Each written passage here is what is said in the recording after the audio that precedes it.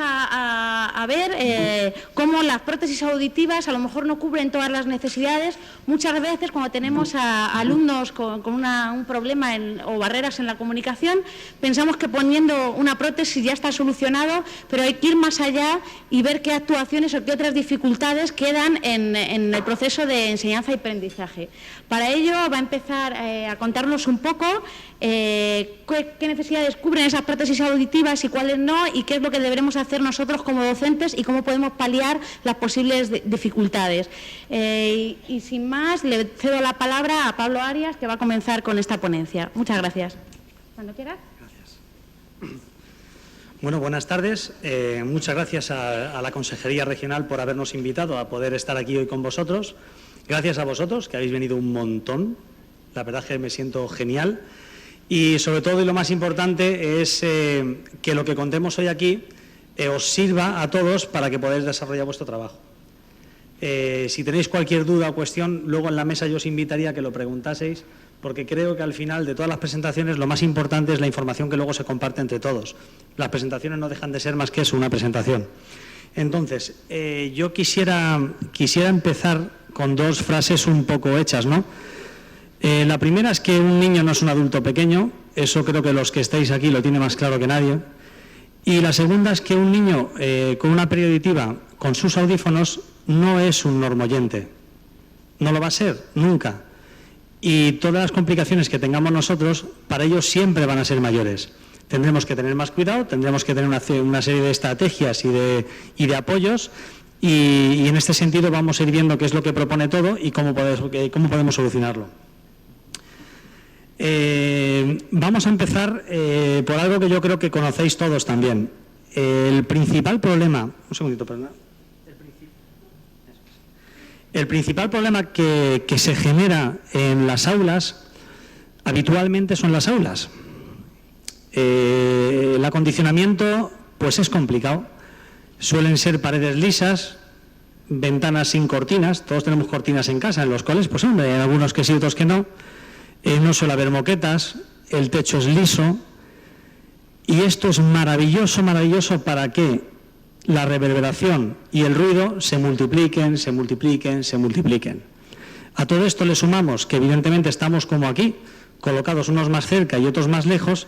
La diferencia está en que en las aulas tampoco hay un sistema de audio para poder complementar todo esto. Entonces vamos a ir analizando cada uno de estos factores y cómo afectan en la situación que tenemos con nuestros chavales. Entonces, el ruido, esto también lo tenemos todos claro. Los niños por naturaleza silenciosos no son. Nosotros tampoco, pero los críos está claro que no lo son. Numerosas fuentes de ruido en el aula, todo el ruido se amplifica y tal. Todo el ruido que se genera en un aula no solamente afecta en este aula, afecta también en el aula contigua. Los coles suelen tener unos pasillos estupendos, súper largos, que comunican todas las aulas, de manera que todo esto va siempre mejorando. ¿Qué es lo que hacen los audífonos y los implantes cocleares? Recoger el sonido y amplificarlo para que el niño tenga el nivel sonoro necesario para poder cubrir su pérdida. Evidentemente amplifica la voz, pero el ruido también. Los audífonos están pensados para detectar voz, pero es que el ruido que tenemos en las aulas son voces. No es capaz de separarlo. Son un montón de voces, el audífono lo interpreta como tal y se lo reproduce al niño. Entonces la situación se va complicando cada vez más. Lo estoy poniendo muy complicado, ¿eh? Investigaciones de ruido. Bueno, existen niveles demasiado altos de ruido, aún en las aulas especialmente preparadas. Yo he visto pocas de estas de especialmente preparadas. Por lo general el ruido es muy alto. El ruido puede enmascarar la voz del profesor.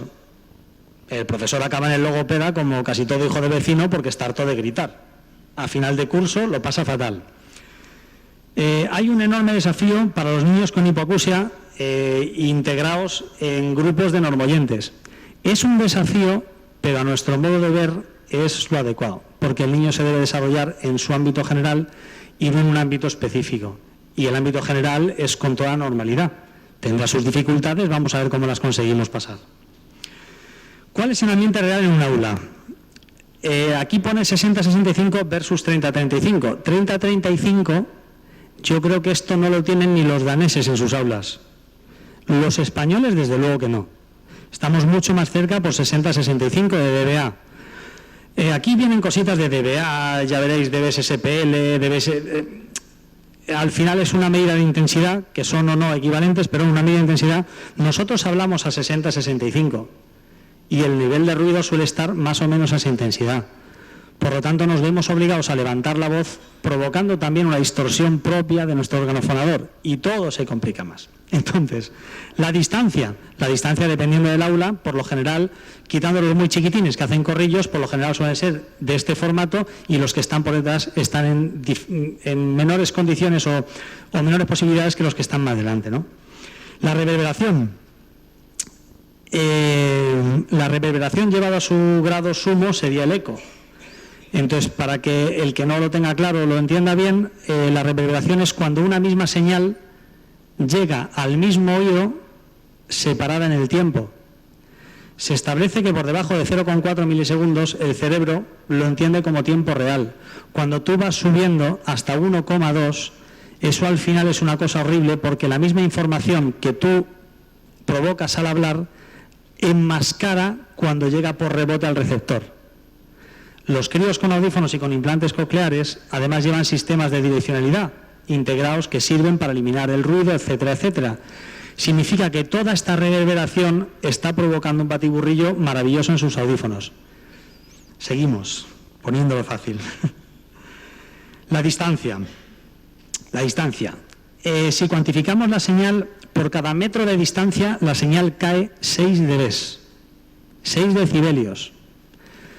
Si hablamos a 65 y el ruido 65 y el chaval está a 2 metros, son menos 12. Es complicado, se entiende muy mal. El profesor emite una señal, os estoy dando un margen bueno de confianza de 85 decibelios, no llegáis a ser un soprano, pero algunos tienen una capacidad brutal, y un niño a 1 metro está escuchando 65. A 2 metros 6 menos, a 4 metros, porque se va multiplicando por 2, otros 6 menos, ¿no? Es logarítmico. La relación señal-ruido en función de la distancia es el gráfico que aparece aquí, que no sé si se ve muy bien, pero para que os hagáis una idea, si establecemos un nivel de ruido de 60 decibelios, a 2 metros de distancia la relación señal-ruido es 0. Eso significa que hay el mismo ruido que de voz, hablando a 84 decibelios el profesor. Con lo que ya vais entendiendo que está claro más o menos por dónde habrá que colocar a este chaval. Y digo más o menos porque eso desde luego no va a ser la única solución. Requisitos de la relación señal-ruido.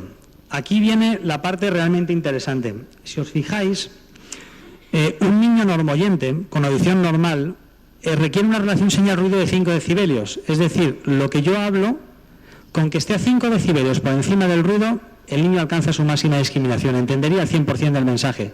Luego os pondré una tabla que relaciona más parámetros y veremos que no es exactamente así. Pero para un niño hipoacúsico, la relación señal-ruido tiene que ser de 20 decibelios.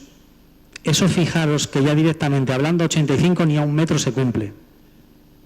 ¿Vale? Entonces el niño entiende mal.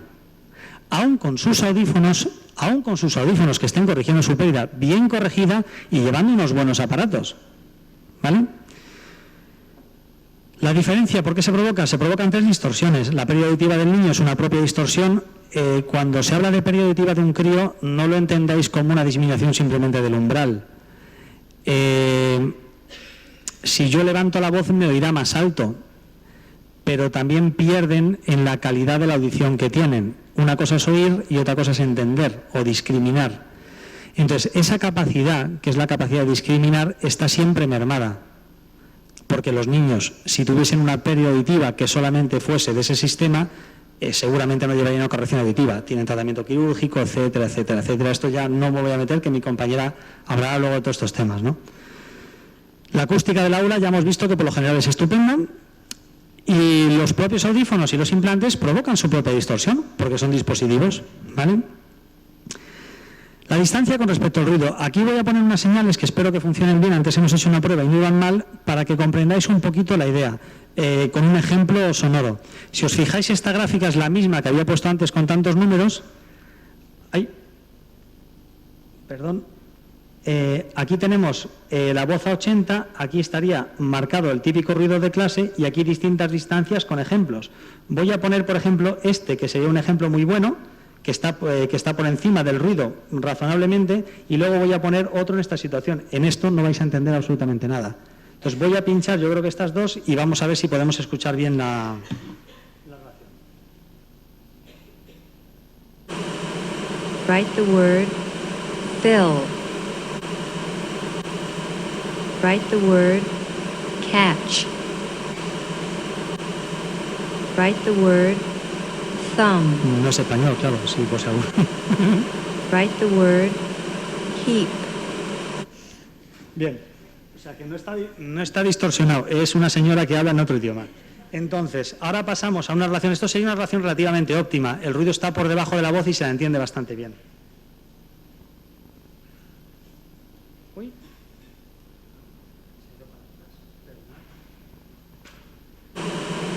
Write the word bath. Write the word hum. Esto es difícil, ¿no? Write the word dig. El ruido y la voz están a la misma intensidad, pero fijaros que el ruido, al ser de banda ancha, provoca un enmascaramiento que casi nosotros, que en principio no tenemos ningún problema, lo entendemos muy mal. Simplemente es la misma señal a 2 metros de distancia, ¿vale? Continuamos con la reverberación. La reverberación, esto es lo que yo estaba explicando. Son los rebotes que se provocan de una misma señal cuando llegan al mismo receptor. Pero, ¿qué es lo que ocurre con la voz? La voz no está formada de un tono puro. Está formada por una envolvente con un montón de frecuencias. Tiene una frecuencia fundamental, etcétera, etcétera, y tiene un montón de armónicos. No es lo mismo decir una A que hacer una pequeña S. Es más corta en el tiempo y más baja en intensidad. ¿Qué es lo que pasa cuando eso se propaga por un medio aéreo? Que como tienen longitudes de onda distintas, la velocidad de propagación es distinta, se provoca una distorsión del propio sonido que llega después. Ya no es que llegue después, es que llega después y llega distorsionado. ¿Sí? Vale. Entonces, viendo un poco este gráfico, que es lo que os comentaba antes, que aquí resume un poco casi todos los parámetros, está bastante claro porque además compara a normoyentes con pacientes con pérdida auditiva. Entonces, aquí estamos comparando el tiempo de reverberación y la relación señal-ruido. O sea, tenemos señal, tenemos ruido y tenemos reverberación, ¿vale? Entonces, cojo el puntero y miramos aquí. Una persona con una audición normal y una persona con una audición deficiente. Deficiente pero corregida con su prótesis. Aquí tenemos que sin ruido ambiental y con un tiempo de reverberación de 0, es decir, tiempo real, la idoneidad, esta persona entiende un 95% del mensaje que se establece.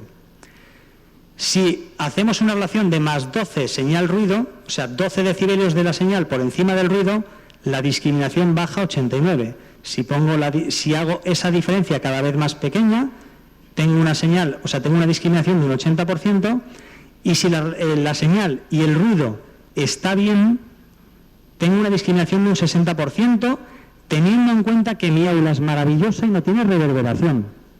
Si aplico la reverberación estándar en un aula normal, que es de 1,2, tengo un 30% de discriminación verbal, ¿vale? En un niño normoyente. Estos son tablas estandarizadas. Si ahora vemos un niño con una audición deficiente, de entrada, sin ruido ambiental, con un tiempo de reverberación bueno, tiene un 83%. Fijaros que la situación es bastante buena. Pero en el momento que simplemente aplico un parámetro, fijaros que aquí se me queda prácticamente en la mitad.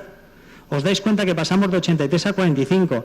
Digamos que el empeoramiento, para la misma situación, el niño con una prótesis auditiva, su empeoramiento es mucho mayor y más rápido. Si a eso le sumamos que la relación señal-ruido va variando, fijaros que con una relación señal-ruido, vamos a poner más 6, tenemos un 60%, con la reverberación estándar un 27%. Este niño tiene verdaderos problemas para entender en la clase, simplemente con un audífono, ¿vale? Con un audífono miento, con 2, uno para cada oído, ¿se entiende? Si solamente lleva uno y tiene una pérdida bilateral, pues apaga y vámonos. Este caso se suele dar bastante en niños con implantes cocleares. Se suelen implantar unilateralmente El contralateral, por lo general, no se le va haciendo el seguimiento y es un niño con un solo oído útil y el otro también está deteriorado. Eso, en un ambiente ruidoso, es un desastre, porque el oído, la manera que tiene de separar la voz del ruido es comparando señales, y el niño no tiene forma humana de comparar, solamente tiene una señal única, ¿vale? Después, sitio preferente en la clase. Pues esto lo tenemos todos claro. Pues me lo pongo al lado al chaval y me oye mejor. Pues sí, te oye mejor, lo hemos estado viendo, pero evidentemente no es la solución, porque prácticamente es imposible que una persona esté al lado de un niño todo el tiempo sentado hablando. Vosotros no sé, hoy a mí me han puesto aquí un atril y yo estoy súper nervioso, porque yo me muevo siempre, constantemente, y yo os he visto a algunos dar clase y no paráis con los críos. Es imposible que estéis al lado de un niño como estamos aquí ahora y lo sentemos en el sitio preferente, ¿vale? Entonces, ¿qué hacemos? Pues hay que mejorar todos estos conceptos. Entonces, el parámetro que mejor soluciona actualmente la relación señal-ruido son los dispositivos de frecuencia modulada. ¿Vale? No voy a entrar mucho en estos dispositivos porque luego nuestra compañera los va a extender, va a explicar las formas, cómo se conectan, muchas más cosas, ¿no? Pero hoy por hoy el mejor sistema que tenemos es el sistema de frecuencia modulada en el aula, ¿vale? Donde el profesor lleva un emisor, como estoy haciendo yo aquí ahora, y el alumno en cuestión llevaría sus receptores para que la distancia sea cero y el tiempo de reverberación sea cero. Es como si, en este caso, la profesora estuviera, o el profesor, sentado al lado constantemente de ese niño. Ya sea se dé la vuelta, ya sea se vaya a hablar con otro compañero, con otro niño, porque nosotros entendemos que a un niño no le interesa solo lo que el profesor le tiene que decir a él. Le interesa exactamente los mismos cotilleos que al resto de sus compañeros. Es decir, todo. Todo, porque en todo hay información útil para el niño y para su desarrollo. ¿Vale? Enfrentarse a los obstáculos. A ver, lo que hablábamos antes, pues nos miramos de frente. Hombre, algo mejoramos. Nosotros no estamos muy a favor de apoyos extraordinarios más que el auditivo. Trabajamos mucho la oralidad, pero entendemos que en situaciones hostiles hay que agarrarse con las uñas de lo que se puede. Mirar de frente, manipular el entorno, pues claro, hablar un poco más alto, hablar despacio, vocalizar, maximizar la capacidad de los audífonos, implantes y de los sistemas de FM. Entonces, claro, para enfrentarse a los obstáculos lo que tenemos que hacer es justo lo contrario. Si yo hablo muy deprisa, se me entiende peor, pues hablo despacio. Si yo vocalizo así muy poquito, pues voy a intentar vocalizar más. Voy a intentar hacer pausas y entonaciones, que con el ritmo se entiende también muy bien. Entonces voy a intentar favorecer. Lo que pasa que es inevitable en un aula que todo este tipo de estrategias te duren un tiempo, el tiempo que estás pensando en hacerlo. A partir de ahí vas perdiendo y te acabas comportando pues como tú eres, y el niño lo sufre. ¿Quiénes son los candidatos para utilizar una FM? Pues todos los que necesiten mejorar la relación señal-ruido. Por lo tanto, todos los niños con audífonos o implantes cocleares o implantes integrados o audífono implante, cualquier niño que tenga un déficit auditivo es candidato a utilizar un sistema. Un ejemplo práctico. Os voy a poner ahora aquí, que esto además lo ha grabado un amiguete mío. A la distancia de 2 metros tenemos un ruido de 55 decibelios y está grabado el audífono sin sistema de FM. Es decir, se ha colocado un micrófono a la salida del audífono y se ha grabado la señal a 2 metros de distancia de una grabadora a 55 decibelios. Y luego se ha hecho exactamente la misma prueba, pero poniendo la distancia de 6 metros, pero con un audífono con una FM puesta, y vamos a ver la diferencia.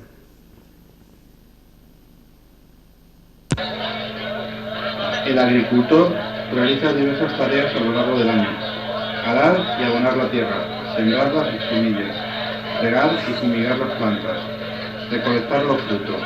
La mayor parte de los trabajos se realizan con la ayuda de máquinas. ¿Veis una cosa interesante? El ruido está a 55, pero es voz. Y el audífono lo reproduce, además con cierta claridad, porque además los audífonos son dinámicos y lo que se escucha bajito, si interpretan que es voz, lo suelen levantar. Entonces fíjate que casi que lo acaban mascarando, en una situación de adaptación correcta y óptima. Ahora vamos a comprobar el siguiente caso. El agricultor realiza diversas tareas a lo largo del año: arar y abonar la tierra, sembrar las semillas, regar y fumigar las plantas, recolectar los frutos. La mayor parte de los trabajos se realizan con la ayuda de máquinas. La diferencia es brutal. Hemos multiplicado por 3 la distancia y hemos aumentado por 10 la discriminación. Simplemente utilizando un sistema de FM. No hay que hacer tampoco mucho más, porque entendemos que es mucho más sencillo individualizar en este caso las correcciones que ponerse ahora, vamos, yo no sé, se puede proponer, pero si le proponemos a la consejería que habilite todas las aulas, que es un amortigue todo, que ponga paneles acústicos, que empieza a yo creo que va a ser que no. Entonces es más sencillo hacerlo así. Entonces, como conclusiones, el sistema de FM de 0 a 6 añitos se utiliza para realizar una buena estimulación del sistema auditivo. La información llega muy clara y se hace muy bien. Esto lo hará mucho mejor de esto mi compañera Naira. La discriminación en situación escolar. Yo creo que está claro que es lo que hemos venido demostrando. De 6 a 12 años ya hay carga lectiva, ya los niños no van al cole a jugar, aparte de hacer corritos pues ya están en clase, ya bueno, tienen que ir aprendiendo, pues hay que empezar a hacer cositas. Y luego de 12 a en adelante, pues siempre que queramos mejorar la relación señal-ruido hay que hacerlo. Y como nota fundamental, la FM no es una amplificación, ¿vale? Simplemente mejora la discriminación. Y cuando pongo mejora la discriminación lo voy a explicar. Si un niño o un usuario es capaz de discriminar el 80% de la información, si yo le pongo una FM no va a discriminar el 90%. Lo que pasa que en todos los entornos discriminará su 80%, que es el máximo de discriminación que tiene. ¿Vale? Hay veces que probamos un sistema de FM en el cole y le empezamos a decir palabras por detrás al niño para que las repita, para ver si el sistema funciona, sin probar primero si te las repite sin el sistema de FM. Si no es capaz de discriminarlo sin la FM, con la FM tampoco. ¿Vale? Entonces, simplemente daros las gracias. Aquí tenéis mi correo electrónico, que no sé si se lee. Desde ahí está. ¿No se lee? ¿Lo leéis? Es mi nombre seguido, os lo dicto si queréis. Pablo Arias. Es que lo he puesto muy bajito, como está la pared esta, yo no contaba con la pared. Pablo Arias, @sai de Servicios Auditivos Ibiza, saiaudífonos.com.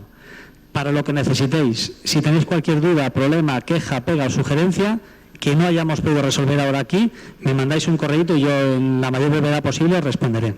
Pues nada, yo con esto termino y muchísimas gracias.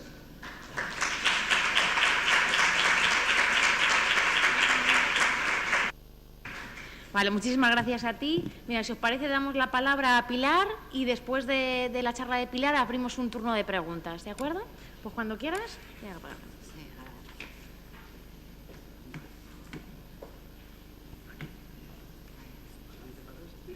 De todas formas, mientras que se colocan, recordaros que todo el material y toda la grabación se subirá a la mediateca y estará a vuestra disposición en la plataforma del Centro Regional de Formación del Profesorado.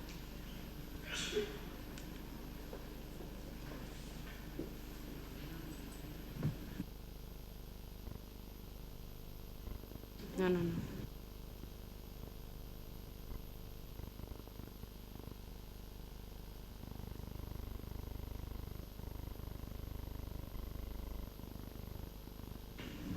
Bueno, pues lo primero, daros las gracias por venir aquí, también al Centro Regional, por darnos esta oportunidad de comunicaros lo que nosotros pensamos sobre la hipoacusia y sobre todo en el aula. Yo voy a hablar un poco de lo que es la hipoacusia y, bueno, mi presentación inicial es que, bueno, que el oído es un sentido que nos da la relación de distancia, de comunicación, de sociabilidad. Este nos permite estar informado de la realidad y de la realidad que nos rodea, y es un sentido de supervivencia. Y sin ninguna duda es el sentido de alerta y de comunicación. Quería comunicar esto porque me parece que es muy, muy importante. La hipoacusia, todos sabéis que es una pérdida de audición.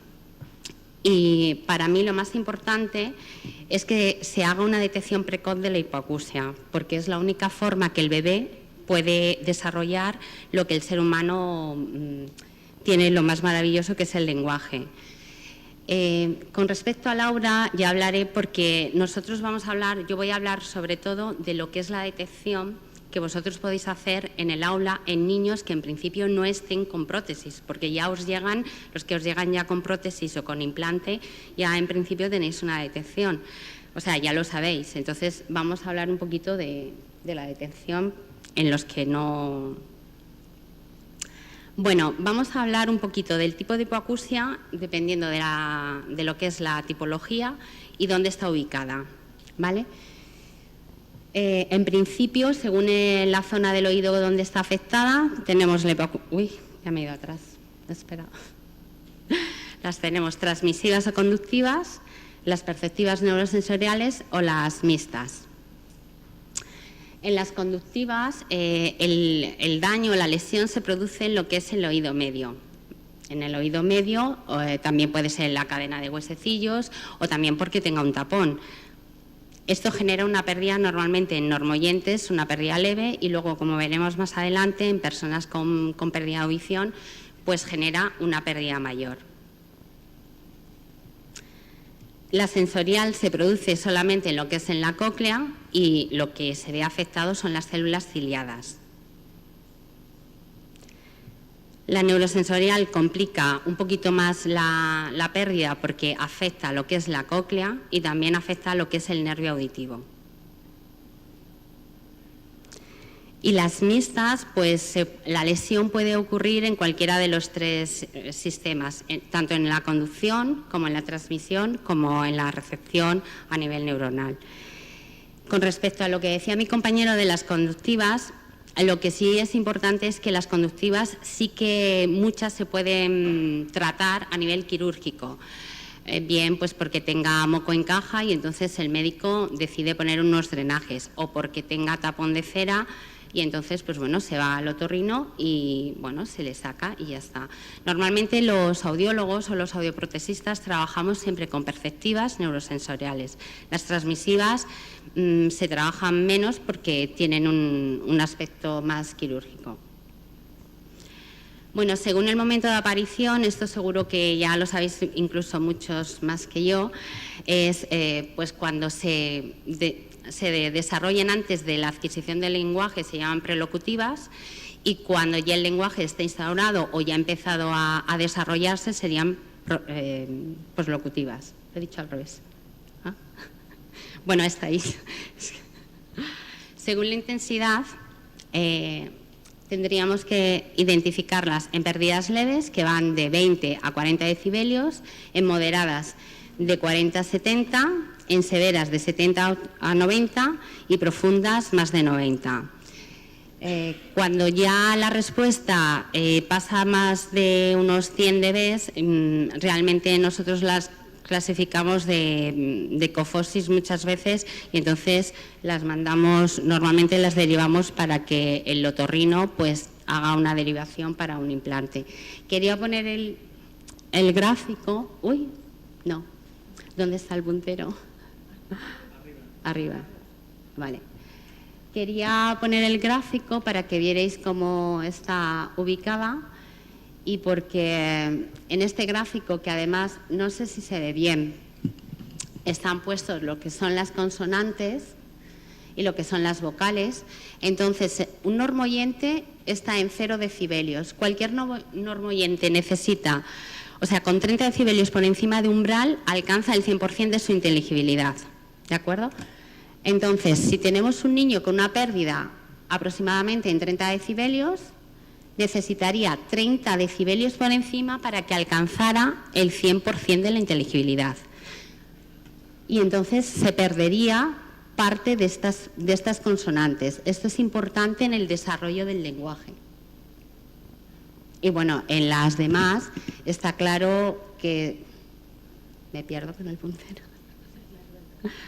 A ver. Las demás, pues lógicamente, si tiene una pérdida de 60, está claro que lo que es la banana del lenguaje o la canoa del lenguaje, eso ya no le llegaría. Y si está en el aula, mucho menos por todo lo que ha comentado mi compañero. Bueno, aquí quería poner algún caso práctico de los que tenemos en consulta. Y bueno, quería poner un poco dónde están las consonantes, dónde están los sonidos.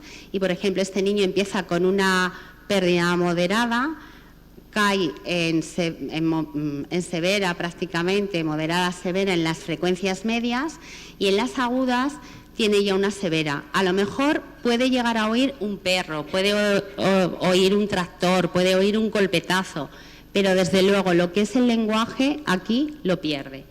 Evidentemente este niño irá con prótesis al aula, pero en este caso quería simular un niño que tuviera una pérdida moderada o leve y que tuviera una otitis o una infección o un tapón. Entonces, este niño, en vez de tener aquí la audición, la tenemos aquí. Entonces, se está perdiendo todo esto.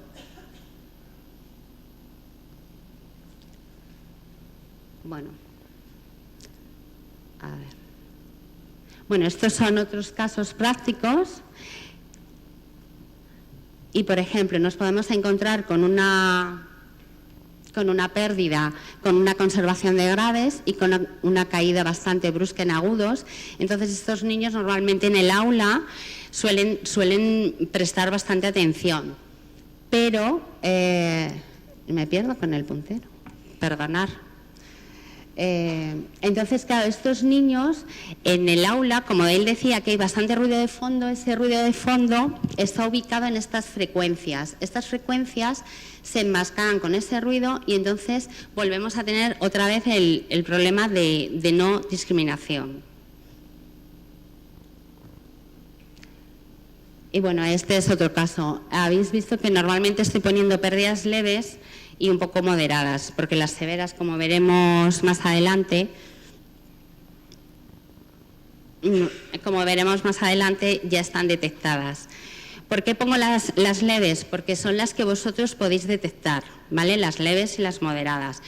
Las severas veremos más adelante que ya están diagnosticadas en principio al nacer. Y las leves, porque me interesa que vosotros sepáis un poco más sobre las leves, porque la edad escolar en la que los niños tienen mocos es de 0 a 4 años y entonces tenemos siempre un montón de mocos. Si el niño tiene una pérdida de 20 decibelios con mocos, se nos va a lo mejor a 40, 45 decibelios de pérdida. ¿El por qué ocurre esto? Pues bueno, porque el bebé hasta los 4 o 5 años la trompa de Eustaquio la tiene plana y entonces el moco va directamente al oído. Y hasta que no crece, esa trompa no libera todo ese moco. Con lo cual la higiene nasal es muy importante. Yo creo que deberíais, no vosotros, bueno, podríais hacer un taller con los niños, sobre todo pues bueno, para higiene nasal, para que se suenen bien los mocos. Bueno, lo lógico que no cogieran catarros, etcétera, pero bueno, se puede hacer un taller para que ellos aprendan bien a sonar, sobre todo los niños pequeños. Bueno, aquí quería dar algunos datos de interés que, bueno, es importante saber que en España la prevalencia de la hipoacusia es de un 5 por cada 1000 bebés de recién nacidos.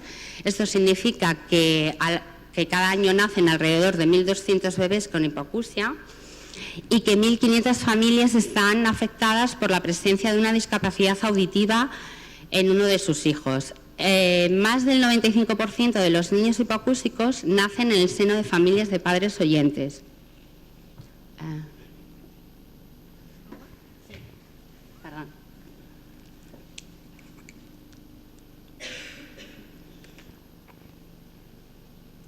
Esto es importante porque normalmente los padres oyentes nunca piensan que si nadie en la familia tiene una pérdida auditiva, pues lógicamente ellos muchas veces no son capaces de detectar ese problema, si es una pérdida leve.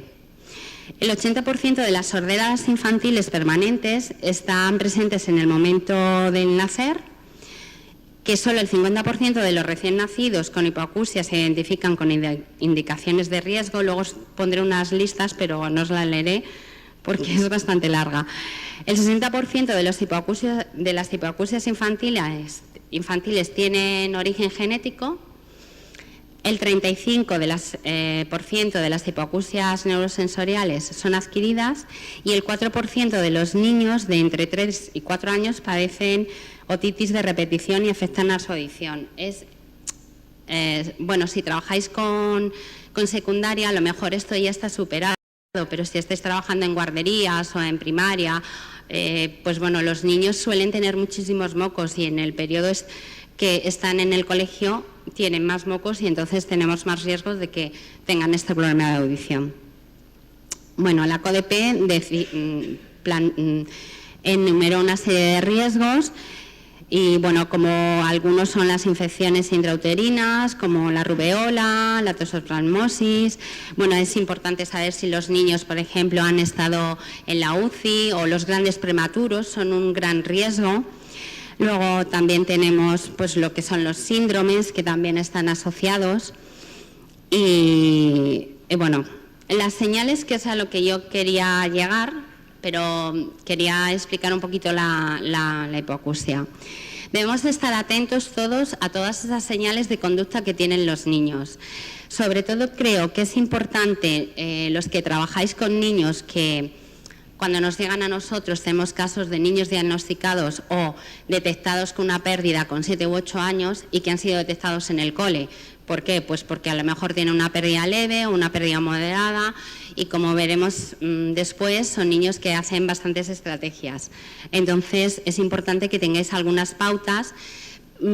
Hay muchas referencias sobre señales de alerta, pero yo he creído estas las convenientes, ¿no?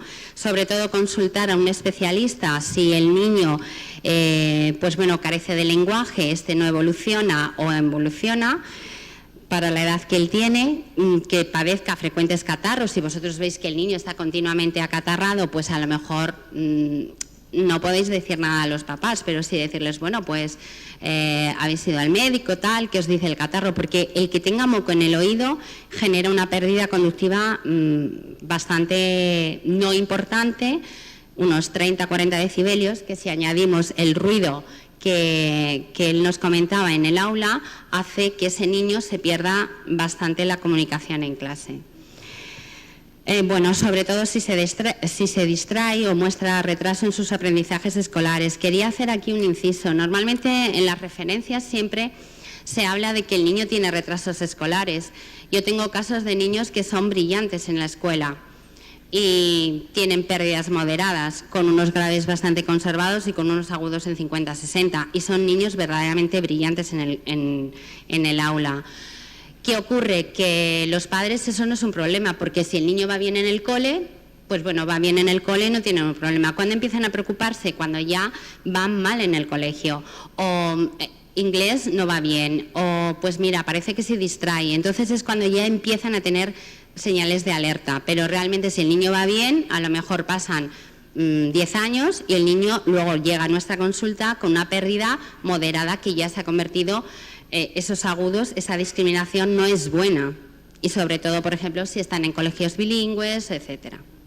Además, para el niño es que tiene que realizar un esfuerzo sobrehumano para estar pendiente de todos esos comentarios y de todo lo que se esté hablando en el aula. Bueno, la hipoacusia severa, lo que sí quería comentar, que normalmente con el cribado actual neonatal estos niños son detectados al nacer. Normalmente los padres son los primeros que se dan cuenta porque no desarrollan el lenguaje y bueno, habitualmente lo detectan, pues bueno, los padres lo que comentaban, porque ya una sordera profunda normalmente se detecta bien porque no desarrolla el lenguaje. Antiguamente tardaban más en detectarse, pero actualmente con el cribado no hay problema. En las moderadas sí que tendría que comentar que a este nivel los niños normalmente identifican algunos sonidos porque tienen a lo mejor caídas en graves o solamente caídas en agudos, y entonces reaccionan a algunos sonidos y pueden identificar a algún otro. Puede ser que reaccionen, todo lo que voy a dar va a ser una serie de signos o señales en diferentes hipoacusias. Puede ser que no reaccionan a un ruido, aunque el educador o el profesor crea que sí tenía que haberse haberse sorprendido o haberse reaccionado. El reflejo de orientación normalmente a veces aparece y a veces no, depende de las frecuencias que tenga. Si tiene restos en graves, pues responderá muy bien, a lo mejor se me cae el borrador y entonces dices, uy, pues sí que responde. O de repente están todos hablando en corrillo y le digo su nombre y no me responde, pues a lo mejor si yo tengo un tono agudo y el niño tiene la caída en agudos, pues a lo mejor no responde por eso. Normalmente suele elaborar un código muy personal para comunicar sus necesidades. Ellos, si ven que no les entienden, pues ellos normalmente hacen su código y normalmente el lenguaje no es muy articulado. En las leves es una deficiencia que pasa habitualmente desapercibida. Quizá los indicadores, yo creo que el mayor poder que tienen los profesores es que los podéis detectar vosotros, porque en casa, en un ambiente tranquilo, sin ruido, y en la sociedad española que hablamos todos alto, en general, los padres normalmente no lo perciben como pérdida. Entonces, normalmente estos niños suelen reaccionar adecuadamente ante sonidos confusos porque lo van aprendiendo, generan estrategias que complementan con la pérdida auditiva, o bien porque te miran, o bien porque están más pendientes a nivel sensitivo, o son niños más intranquilos en el aula, porque como no escuchan se mueven más. La sensación de, bueno, a este niño está en la luna o no presta atención es porque hay sonidos que no le llegan. Entonces él está en su mundo y hay sonidos que no le llegan. A lo mejor tienes que hablarle un poquito más cerca. Bueno, aquí daré una lista de lo que en principio yo creo que podéis observar en algunos niños. Por ejemplo, si pregunta muchas veces qué, si se distrae o se desconecta de conversaciones que deberían interesarle, si se observa un retraso en el lenguaje o en la pronunciación. Yo creo que vosotros podéis hacer un poquito esa detección. Si, por ejemplo, no entiende órdenes sencillas y adecuadas para su edad, si necesita subir el volumen de la tele o el audio. A ver, el audio en clases donde pongáis a lo mejor alguna presentación o pongáis un audio que a lo mejor el niño dice, pues no lo oigo, tal, lo típico, pues entonces eso sería importante observarlo. Si no responde a llamadas a cierta distancia, si tiende a aislarse en juegos de grupo. Lo que pasa es que aquí yo haría una salvedad, porque igual tenemos niños que suelen aislarse, igual tenemos a niños con pérdidas leves, porque esto va relacionado a niños con pérdidas leves, pues son niños que interrumpen también mucho, porque ellos quieren llevar la conversación. Ellos saben el tema que se va a hablar y entonces ellos quieren hablar, porque no han entendido todo lo que se ha hablado en el mensaje. Entonces, claro, ellos quieren hablar. Normalmente son ruidosos al manipular objetos o en cualquier actividad motora y, bueno, no reaccionan ante ruidos conocidos extraños. Yo creo que realmente a los extraños, a los conocidos, hay veces que sí reaccionan, a veces que no, ¿vale? Tienen dificultad para hacer requerimientos o plantear problemas o expresar sentimientos. Y esta diapositiva va para hipoacusias un poquito más moderadas y normalmente el alumno no presta atención o lo hace de forma dispersa. Cuando le hablan da muestras evidentes de no escuchar. Ya cuando un niño tiene una moderada ya hace gesto de acercarse, de girar, de buscarte la boca, de ver qué es lo que estás diciendo. Y bueno, sus intervenciones durante la conversación no guardan relación al tema que se está tratando. A lo mejor si estáis hablando de la familia, pues él habla de otra cosa. Seguro que muchas cosas habréis observado vosotros en vuestros, iba a decir pacientes, en vuestros alumnos.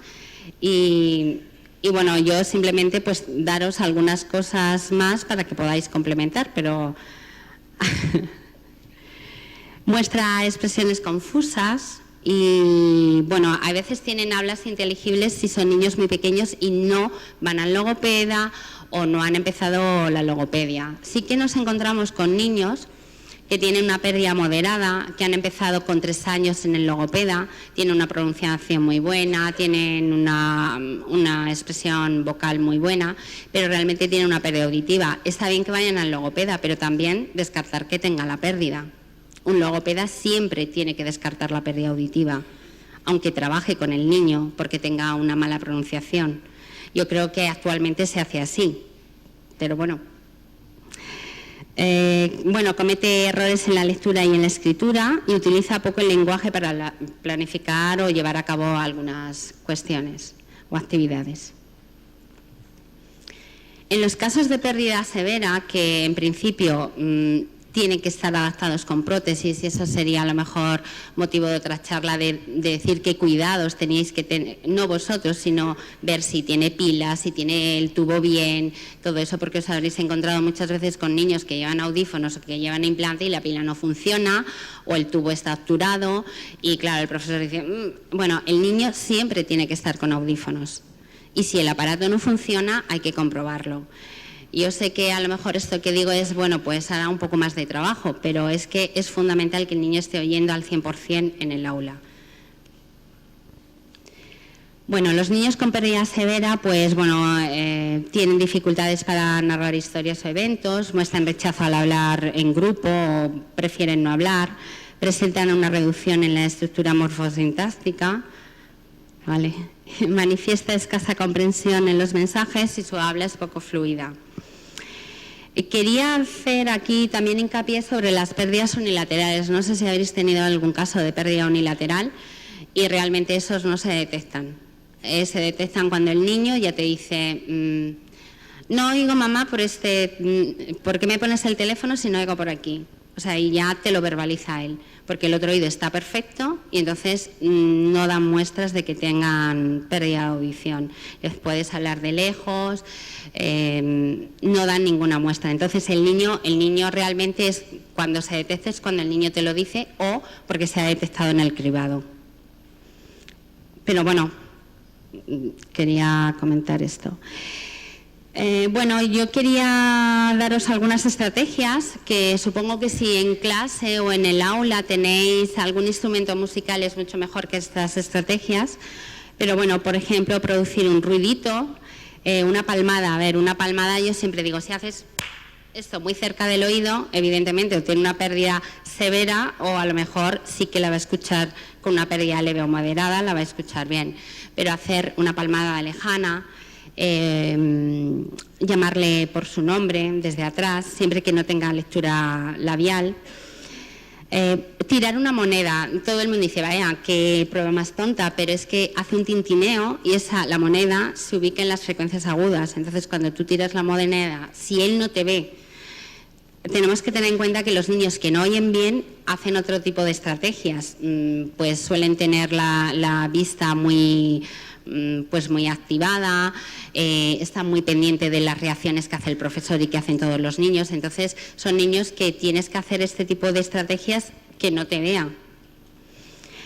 Bueno, podemos jugar a un juego como buscar el sonido, por ejemplo, pues introducir elementos, bueno, están ahí, introducir elementos sorpresivos en una conversación, si estáis hablando con el niño, no sé, de un cuento y preguntarle sobre ese cuento. Yo creo que muchas de las estrategias estoy segura que muchos las estáis aplicando ya, porque a mí ya me llegan niños detectados del cole y eso es un punto a favor hacia vosotros, porque desde luego los audiólogos sin el colegio, sin la familia, no hacemos nada, ni para el niño ni tampoco para la familia.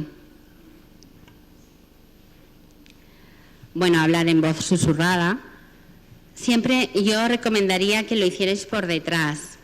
Y bueno, la hoja del papel parece que hace mucho ruido, pero también se ubica en zonas frecuenciales agudas. Normalmente las pérdidas suelen tener caídas en agudas, menos las neuropatías que, bueno, tienen un tipo de tipología diferente, o cuando tienen moco en caja, que lo que suele caer son las frecuencias graves. Y bueno, taparnos la boca y seguir hablando. Y bueno, yo recomendaría que lo hicierais en grupo, porque siempre es más fácil hacerlo en grupo. Y luego cuando hagáis una identificación un poco más personal con el niño, si vosotros detectarlo, yo creo que tendréis que informar a la familia con vuestras observaciones y y recomendar que se haga un estudio audiológico.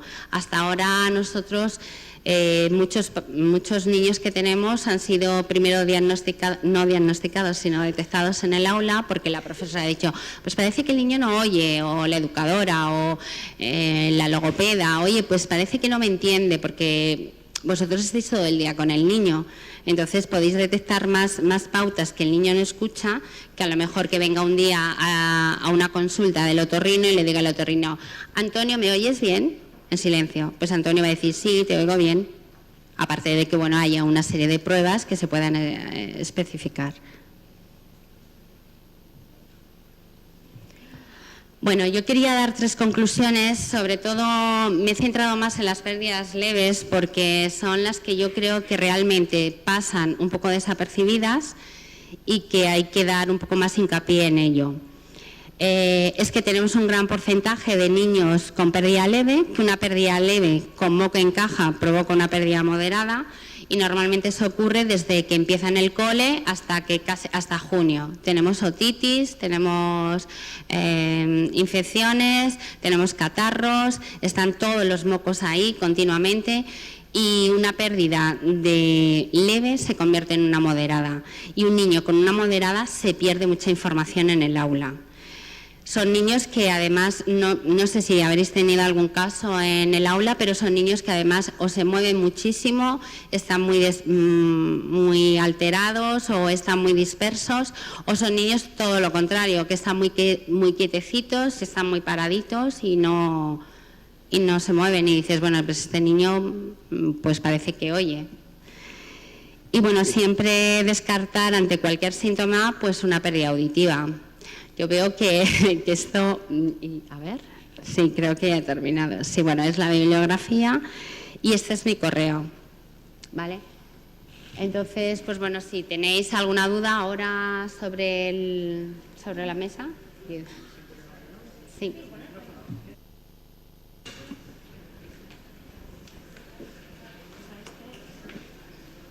Abrimos el turno de preguntas. Si alguien tiene alguna pregunta, levanta la mano y está mi compañera con el micrófono.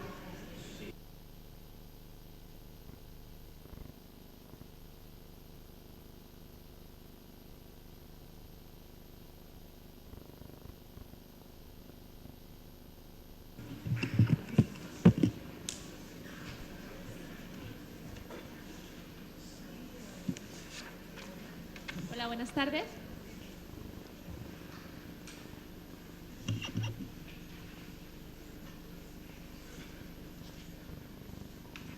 Sí, hola. Se oye. Hola, ¿ahora? Sí. Bueno, buenas tardes. Yo tengo una pregunta sobre todo con el tema de las otitis serosas, o creo que es el moco en caja que habéis comentado, ¿vale? Quizás yo soy una gran obsesionada con este tipo de problemática, porque es algo que veo que sobre todo en la etapa de infantil y aproximadamente hasta los 8 años se da con relativa frecuencia. El problema que yo tengo son 2. En un momento dado, cuando yo detecto que puede ser causado por los niños mocos, como se suele decir, normalmente derivo al pediatra y el pediatra al otorrino. Aquí tengo 2 problemas. Primero es que generalmente cuando van al otorrino, en muchas ocasiones o ya no tienen moco, o la timpanografía, bueno, da cierta alteración, pero ya es normal, y lo que le comentan los padres es, no, su hijo no tiene pérdida auditiva, ¿vale? Entonces, yo tengo realmente problemas para concienciar a los padres que esto realmente sí que genera una pérdida auditiva y que hay que tener cuidado. Yo no sé si desde aquí se podría concienciar un poco más a los especialistas en otorrinolaringología, en que realmente tiene una gran repercusión a nivel educativo. Y luego, por otra parte, es si tienes alguna estrategia para ayudar a concienciar al profesorado de que realmente un niño con una otitis serosa no significa que no escuche, porque yo cuando le digo, por favor, intenta ponerle las primeras posiciones, intenta hablarle directamente a la cara, intenta luego después volver a explicar las cosas, porque es posible que haya perdido mucha información, porque necesita mucha más atención que cualquier otro niño para atender a lo que tú le estás diciendo. Ellos generalmente lo que me responden es, pero si es que a veces parece que me oye, a veces que no, es que yo creo que me engaña. Entonces, si me podéis hacer alguna recomendación en los dos sentidos, cómo concienciar un poco a los pediatras, o en este caso más que a los pediatras, que conmigo colaboran muy bien, a los especialistas, de que realmente esto sí que es un problema, y en segundo lugar alguna estrategia para ayudarme un poco a concienciar al profesorado de que realmente la otitis serosa es algo que va y viene y que es algo que ellos tienen que detectar. Gracias. Bueno, yo estoy totalmente de acuerdo contigo, porque un niño en esa etapa tiene que hacer un esfuerzo importante para que pueda escuchar. Los otorrinos, el proceso que tenemos en sanidad es que el niño va al pediatra, el pediatra mira con el otoscopio, ve el tímpano más o menos normal o no, lo manda al otorrino y el otorrino suele mandar o medicación, y si son otitis recurrentes, la opción que se toma es la del drenaje. Yo no soy partidaria de los drenajes, pero sí que es cierto que provoca una pérdida, y tenemos muchísimos casos con niños con pérdidas de 45, 50 decibelios hasta de 60 decibelios en graves.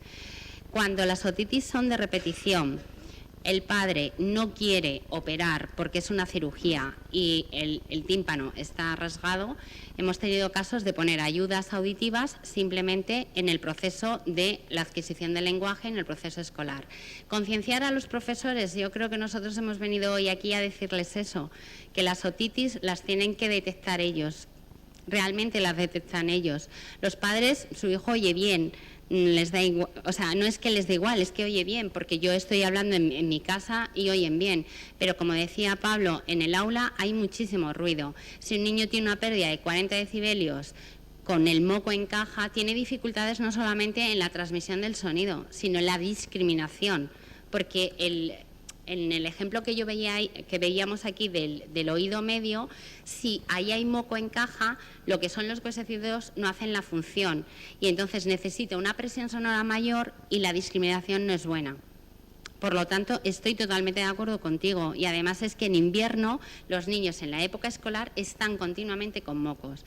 Lo único que nosotros aconsejamos, lavados de nariz constante, talleres que podéis hacer, talleres con los niños más pequeñitos, que se laven la nariz.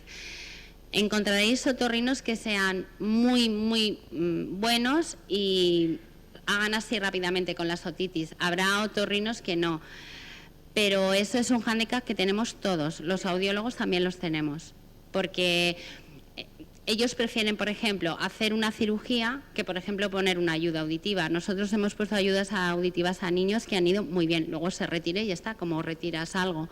Pero realmente lo importante es que la detección la hacéis vosotros. Sois los que le decís a la mamá, pues oye, parece que no entiende muy bien, o parece que está más distraído, o parece que está súper atento, porque como no escucha tiene que hacer un esfuerzo importante. Lo que pasa es que los padres, claro, ellos lo que ven, mi hijo está sordo, pero no está sordo. Sordo es el niño que no oye nada. Es lo que yo decía aquí, una hipoacusia leve que se convierte en moderada y que pierde muchísima información en el aula. Y es que no te puedo dar ninguna estrategia, nada más que hagáis esos ejemplos de sonido. Quizá a lo mejor tú, que lo has trabajado más, a lo mejor sí que dices, oye, pues mira, yo suelo hablarles por la derecha o por la izquierda en silencio. Hombre, en el aula a mí se me ocurría que a lo mejor en la consejería no va a poner todas las aulas insonorizadas, pero por ejemplo en las patas de la mesa, que eso lo están poniendo muchísimo en unas aulas, poner pelotas de tenis, se pueden poner, no sé, cortinas para mitigar un poco el ruido, pero realmente poco podemos hacer, nada más que deciros que vosotros estáis ahí pendiente de los niños. Es que estáis todo el día con ellos. Los padres también, pero en casa no hay ruido. Entonces, ellos se entienden bien. Y claro, son pérdidas que, bueno, lo que comentaba antes. Pero estoy totalmente de acuerdo contigo. Pero no te puedo dar más estrategias que las que os hemos comentado. No sé si a Pablo se le ocurre algo. Hola, sí. Yo, como ya tengo una cierta edad, aquí hay campañas de todo. Yo recuerdo cuando yo era chiquitín que no era la campaña del flúor, era la campaña de Colgate. y entonces te explicaban que tenías que lavarte los dientes porque si no luego tenías un montón de problemas. Está la campaña de salud visual, está la campaña de la obesidad, está la campaña de absolutamente de todo. Pero yo a día de hoy no he visto que nadie promueva una campaña de salud auditiva. Entonces, claro, la gente no lo tiene claro. Y a diferencia de otro tipo de cuestiones, por ejemplo, lo que comentaba Pilar, cuando un niño tiene una pérdida, cuando un niño es chiquitín, los mocos y el niño son una misma cosa, siempre. No hace falta que tenga toda la caja timpánica llena de mocos y el tímpano a reventar, lleno de venas llenas de sangre, que diga el médico, Dios mío, aquí tengo que hacer un agujero para sacar todo esto. No hace falta. Si el moco está en la trompa de Eustaquio, esa caja no ventila y se produce una pérdida transmisiva exactamente igual. Entonces, el problema está en muchas veces los patrones de normalidad que se establecen en las cosas. Suelen ser siempre cosas intermedias, son medias, siempre. Entonces dice, este niño tiene una pérdida de 30 dBs porque tiene una otitis. ¿Este niño está sordo? Pues no. No está sordo, y así se lo dicen al padre. Entonces, claro, acaban de romperte todos los argumentos que tú esgrimías con los papás para que mediasen en el conflicto. Por lo general, el tiempo que transcurre entre que va al pediatra, del pediatra le dan el volante, se va al otorrino, no sé qué, algunos ya se han curado y otros ni siquiera, pero cuando llegan a un estado diferente que el que tú te encuentras, que es habitual. Pero es que a la semana que ha vuelto a bajar la temperatura, vuelve a estar otra vez igual que como tú lo encontraste la primera vez. Y andamos otra vez con la pescadilla que se muerde la cola. Los otorrinos tienen el concepto general de que un audífono es para siempre, como lo del amor, que es para siempre. Pero realmente todos sabemos que el amor no es para siempre, ni los audífonos tienen por qué serlo. Entonces, no sé, yo cuando era chiquitín, a un compañero mío le pusieron un parche en el ojo. Y no era pirata ni nada, se lo quitaron al poco tiempo porque lo tenía vago, ¿no? Entonces nosotros hemos tenido críos que con otitis recurrente, sí que han empezado a tener problemas en el cole. Se ha corregido su pérdida durante 2, 3, 4 añitos, se ha retirado la prótesis después y el niño ha vivido estupendamente bien durante ese tiempo. ¿Te lo va a indicar habitualmente un médico especialista? Yo creo que no. Conozco algunos que lo hacen, pero son los menos, porque por lo general los médicos lo que van es a tratar patologías, a tratar realmente problemas serios.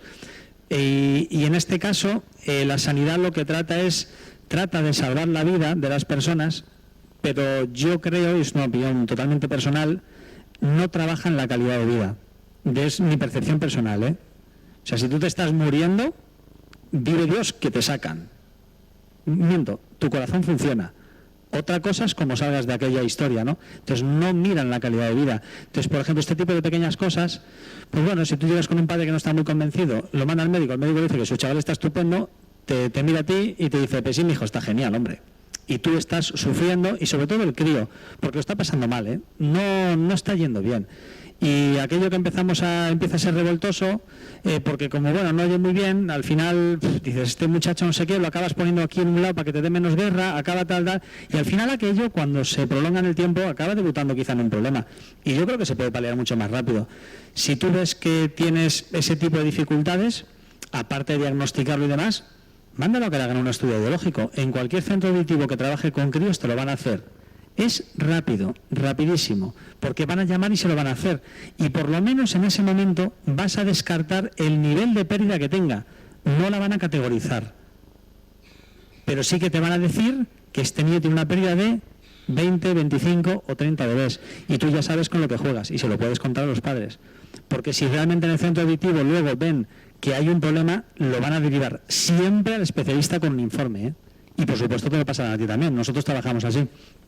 Si te quieres quedar sin la duda, lo mandas directamente, que te ahorrarás tiempo y sobre todo para ver el proceso, porque luego ya te digo que luego la derivación, da igual que la hagas desde derivarlo tú y luego de ahí que vaya al especialista, o que un audioprotesista o audiólogo te diga que realmente existe una pérdida y que directamente te pase un informe para luego derivar también. Por lo menos vas con algo valorado.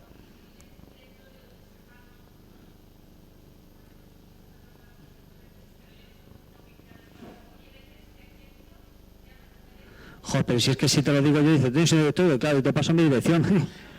Claro, vamos a ver. No, pero vamos, no. ¿Sabes lo que ocurre? No sé de dónde eres tú, pero igual que os habéis apuntado mi correo antes, sabéis que en la casa del Señor hay de todo, siempre. Tú me dices, mira, yo vivo en Villacañas, ¿conoces a alguien cerca? Pues igual no, pero igual conozco a alguien en Alcázar de San Juan que es una persona seria que te puede valorar al niño, no lo sé.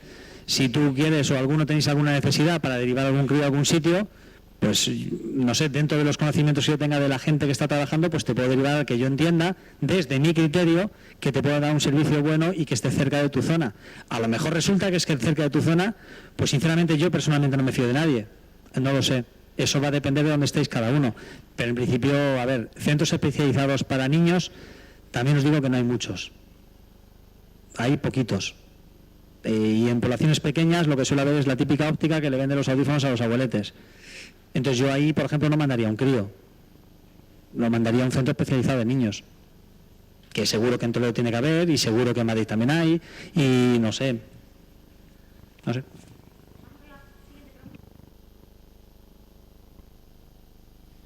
Bueno,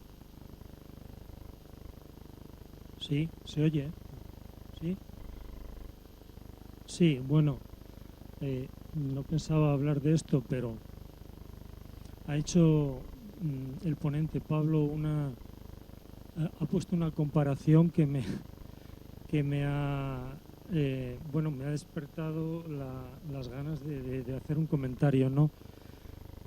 Bueno, hablando de los audífonos, él expuso la opinión de que el amor no es para toda la vida.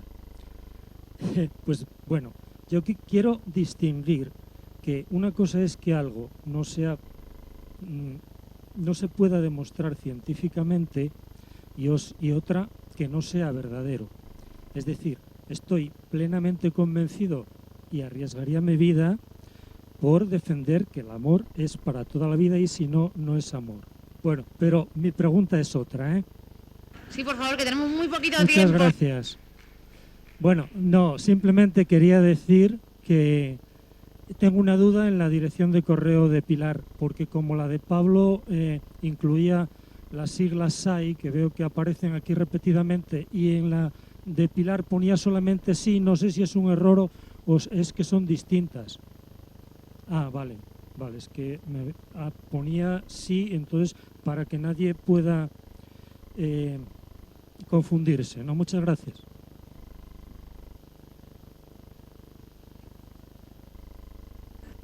Pido brevedad en vuestra exposición porque es que si no, no nos va a dar tiempo. Sé que es muy interesante, pero... Bueno, a ver, no sé si me oyes, yo solo quería, eran 4 cosas chiquititas, pero yo creo que la respuesta es breve.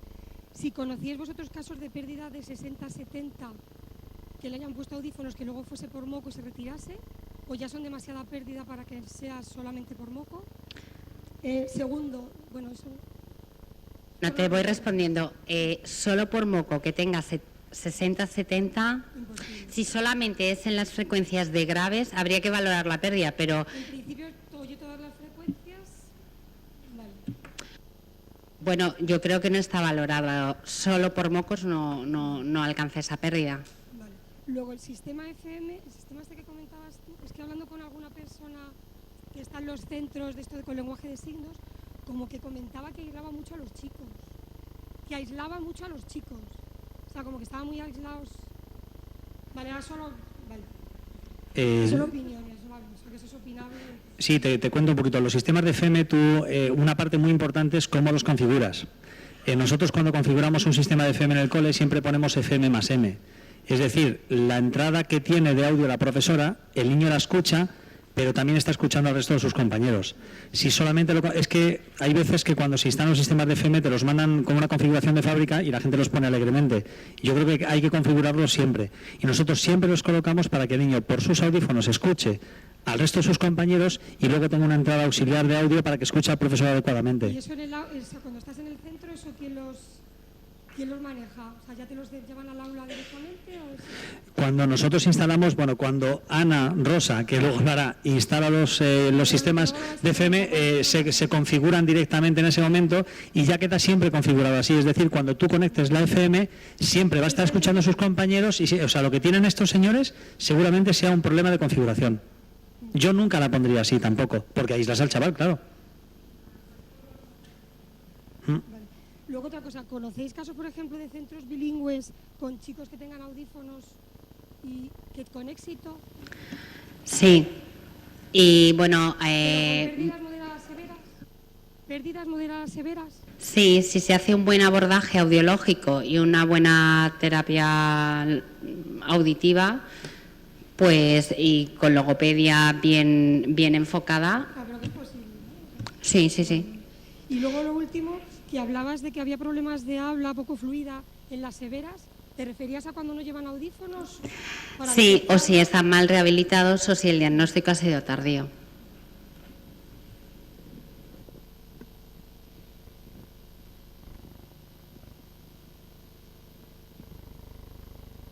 De todas formas, Naira, tú tienes experiencias con bilingües, ¿no? Con niños. Buenas tardes. Bueno, yo quería señalar unas cositas. Perdón. A Pablo, cuando habló del implante coclear, dijo que cuando solamente había un implante había un gran problema, porque el niño solo oía de manera unilateral. Últimamente, imagino que sabéis que se está haciendo doble implante, y yo creo que hay que apostar por ello. Y cuanto más pequeñito es el niño, mejor. Pero si eso, sabemos la situación económica por la que estamos pasando, es bastante complicado que se haga, pues es bueno, y quiero que me responda a eso, por favor, si el niño puede llevar un audífono en el otro oído. Debe llevar un audífono en el otro oído. Uy, qué pasada. Me ha salido del alma esto. Sí, vamos a ver. Así. El niño que tiene un implante coclear puesto, evidentemente, por el sistema público sanitario, es evidente la distribución. Si yo tengo la capacidad de poner 10 implantes, prefiero implantar a 10 niños y que tengan un rendimiento de su audición que no implantar a 5 con los 2. Este es el criterio que se establece, no lo pongo yo. ¿Vale? Entonces, evidentemente el niño tiene que estar adaptado bilateralmente y te pueden pasar dos cosas. Una, que realmente la pérdida contralateral permita la adaptación de un audífono o no.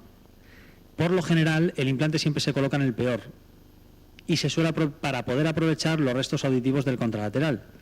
Entonces, nosotros tenemos a niños con implantes cocleares y en el contralateral con una pérdida de 100 decibelios y van bastante mejor que cuando solamente están con el implante. Si hay un hándicap, por lo general los implantes cocleares, depende del sitio, pero por lo general es así, suelen las propias casas comerciales, los técnicos que llevan ellos, hacer la programación. Entonces, cuando tú programas a una persona la audición unilateral y luego complementas con el contralateral, hay una descompensación porque ellos han ajustado como si solamente tuviesen corregida la pérdida de un oído, pero con pérdida en dos. Como luego hay una sumación binaural de la sensación, cuando tú colocas el audífono, el niño oye muy alto y se lo tiende a quitar. Pero si se lo tiende a quitar, entonces, y el papá le da miedo bajar el implante porque luego dice que no oye. Entonces ahí entra un conflicto que se solucionará cuando realmente la adaptación de un niño la haga una persona, no 17 distintas. Esa palabra es preciosa, pero digo como lo del amor. Yo creo... Es complicado. Efectivamente. La coordinación sería lo ideal. Perdonen que hable así, pero es que soy madre de un sordo de 19 años. Entonces... Y sabes lo que te digo perfectamente. Creo que sé de lo que estoy hablando. Estoy una cosa espectacular aquí. Por otra parte, quería, si puedo ayudar, alguien comentaba por ahí que si había alguna guía de direcciones o algo. Bueno, pues desde las asociaciones, desde FAFPAS o desde las asociaciones provinciales, las AFPAS, que en todas las provincias de Castilla-La Mancha hay, existe alguna guía de recursos. No sé si está muy actualizada, pero sí que nos puede servir de ayuda. Entonces, por favor, pues si alguien quiere que se dirija hacia a nosotros, digo nosotros porque yo formo parte de una de ellas. Y por otra parte, cuando hablamos de que el audífono, de ir a un centro auditivo para que en las otitis serosas pues se pueda prescribir o no un audífono, estoy totalmente de acuerdo.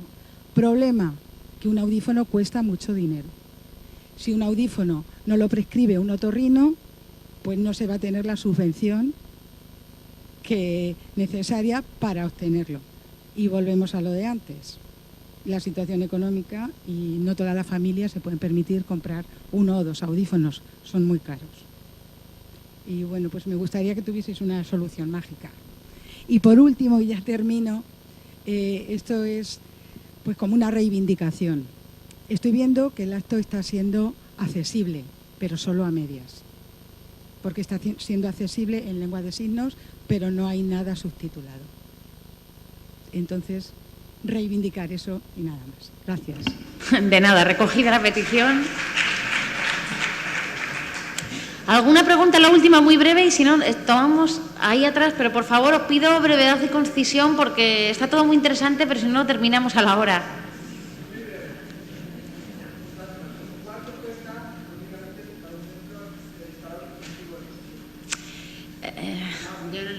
¿Cuánto cuesta un equipo de FM?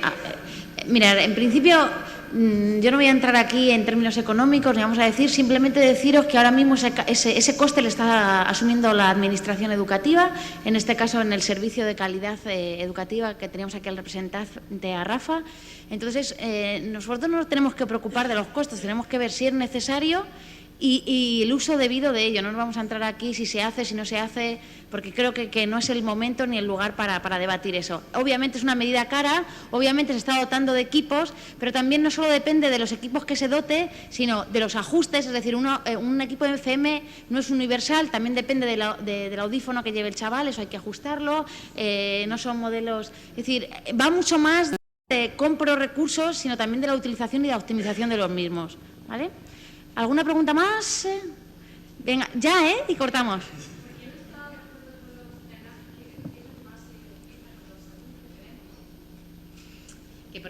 ¿Por qué no estoy de acuerdo con los drenajes? Porque, a ver, pues, es como todo, hay un 50% que va muy bien, tú pones un drenaje y el niño funciona muy bien, pero hay otro 50% que lo drena una vez, y 2, y 3, y lo operan bastantes veces. Yo tengo muchos casos de niños operados muchas veces porque si la trompa de Eustaquio no está colocada en su postura, no hay una buena funcionalidad tubárica, eso, en cuanto tire el drenaje y la membrana vuelve a cerrar, vuelve otra vez a tener mocos, vuelves a operar. Al final quedan un montón de cicatrices y unas pérdidas leves de por vida, porque las cicatrices en tímpano hacen que tengan unas pérdidas. Pero vamos, que el 50% o el 90% de los niños van bien con drenajes. Pero igual que estoy en desacuerdo con antibióticos, con ototóxicos y con todas esas cosas que afectan al oído. Bueno, si queréis, había planificado 5 minutos de descanso, pero yo creo que está muy interesante. Si queréis es mejor que sigamos, porque si no nos vamos a demorar mucho y así podéis hacer más preguntas, ¿os parece? Pues muchas gracias y si queréis doy paso a la siguiente mesa.